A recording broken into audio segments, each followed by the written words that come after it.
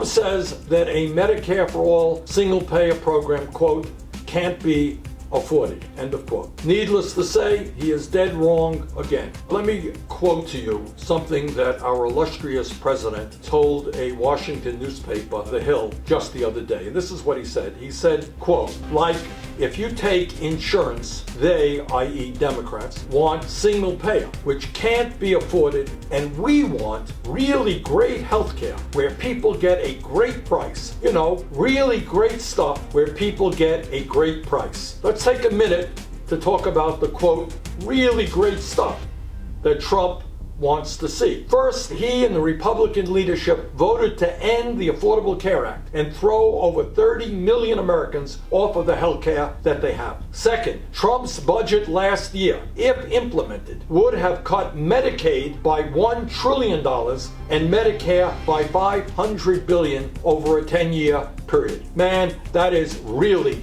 great stuff. And let us not forget that Republican attorneys general all across this country are working hard to do away with pre-existing conditions and return us to the day when insurance companies could deny health care to people who had cancer, diabetes, heart disease, or some other life-threatening illness. Further, despite Trump's rhetoric, the cost of prescription drugs continues to soar. And 1 out of 5 Americans cannot afford the high cost of the medicine that they need, even after their doctors write out a prescription. Meanwhile, the drug companies continue to make outrageous profits. Study after study shows that when we eliminate all private insurance premiums, deductibles, and copayments, the average American will pay substantially less for health care than he or she currently pays. I will tell you, however, what we can't afford. We can't afford to continue spending almost twice as much per capita on health care